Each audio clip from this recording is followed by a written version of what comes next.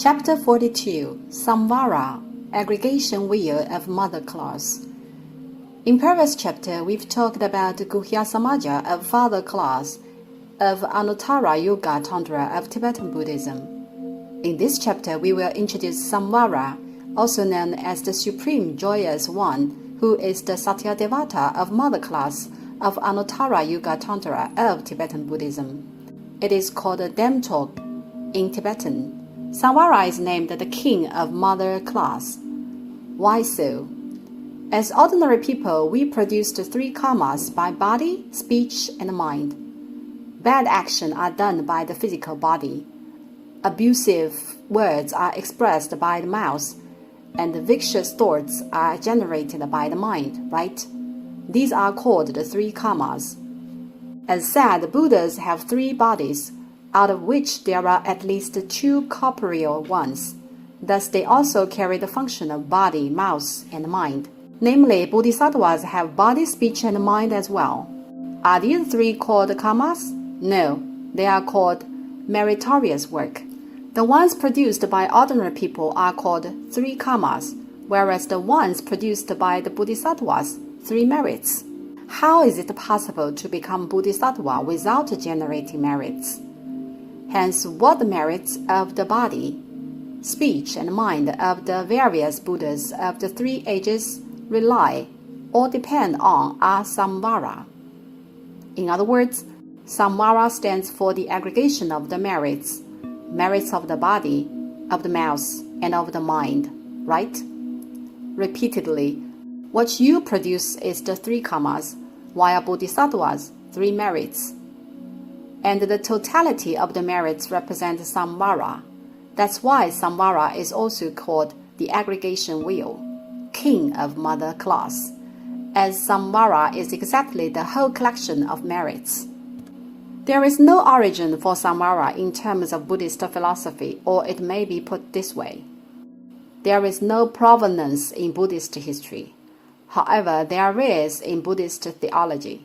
Samvara Tantra, according to Tibetan Buddhism, was initiated in empowerment ceremony to Vajrapani Bodhisattva by Shakyamuni himself and has been spread all the way to Nagarjuna and from Nagarjuna till present, with a title for each heir.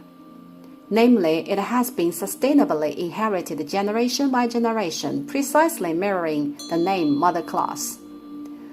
As talked previously, that Vajra is the manifestation of one of the three wheel bodies. Buddha is the wheel body of self-nature. Bodhisattva is the wheel body of true doctrine, and Vajra the wheel body of injunction and teach. Vajra, Bodhisattva, and Buddha hold the corresponding connection or mechanism of transformation. For instance, who is Vajrabhairava's corresponding Buddha? Manjushri. And as talked in previous chapter, the corresponding Buddha of Guhya Samaja, Satyadevata of Father class, is Aksopahaya. So as stated, each Vajra has a corresponding Buddha. Now, how about Samvara? Likewise, Samvara is the wheel body of injunction and teach, as he is Vajra, manifested as a wrathful figure, right?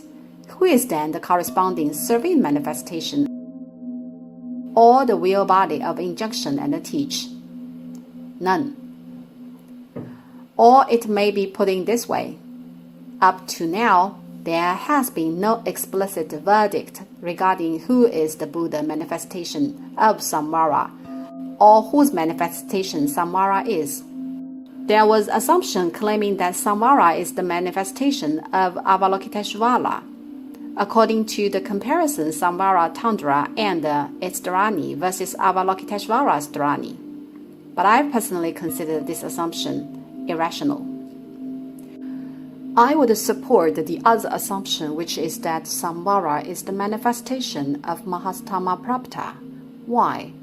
Since in Tibetan Buddhism, the wheel body of injunction and teach of Avalokiteshvara, namely the wrathful manifestation, has been available. Hayagreva. Thus, theoretically, how could Avalokiteshvara be manifested into Samvara?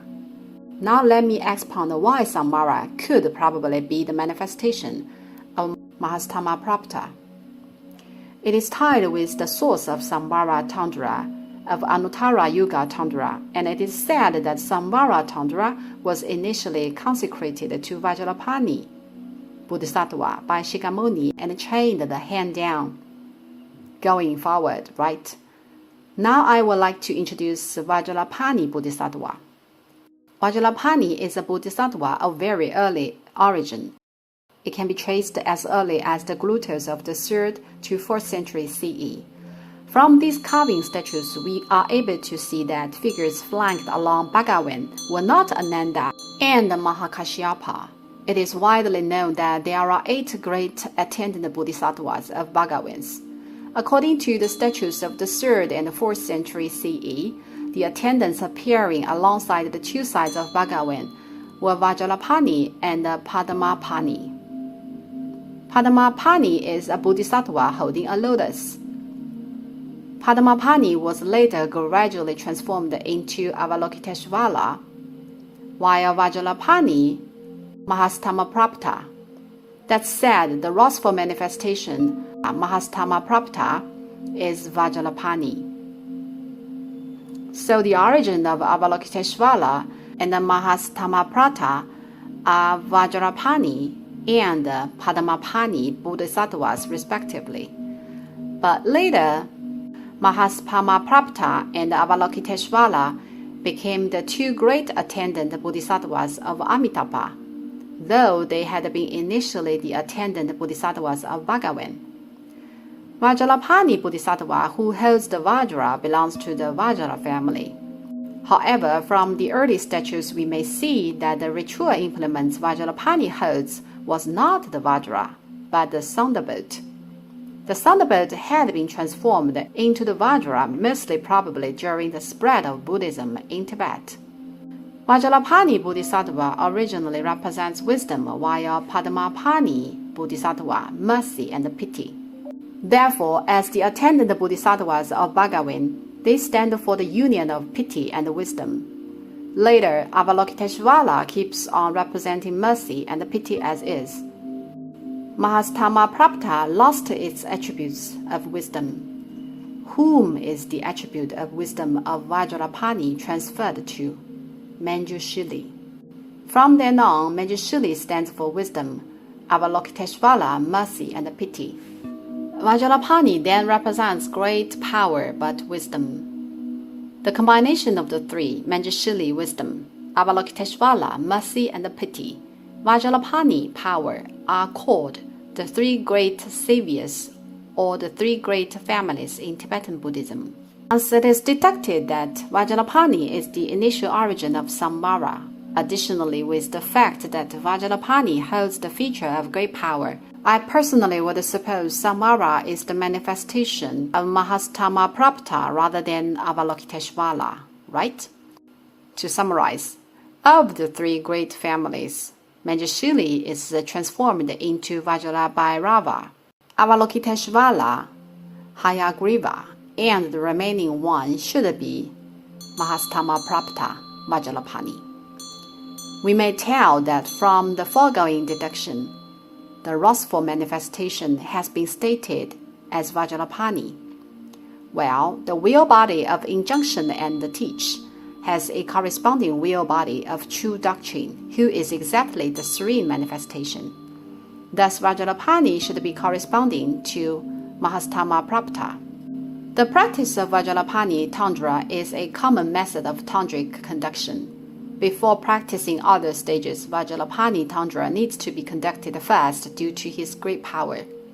From another perspective, we analyze from one specific detail of the statues. In Tibetan Buddhism, the statues of Vajrapani Bodhisattva are quite similar to the ones of Samvara.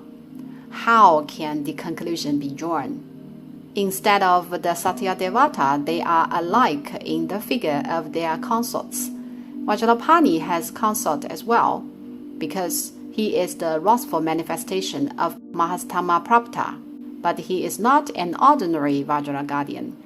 Hence he has his consort, who looks same as the consort of Samvara. The posture of these two consorts are the same, standing with the left leg and encircling the waist of the Satyadevata with the right leg, which is rarely seen in statuary. Well, this very detail is identical across the statuary of both Vajrapani and Samvara. Thus, personally, my point of view is that they are probably the same bodhisattvas.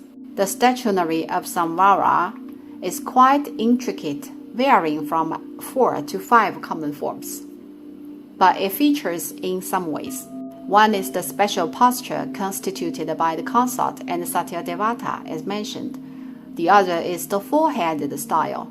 As said, Guhya Samaja is of three-headed, which represents the three mysteries.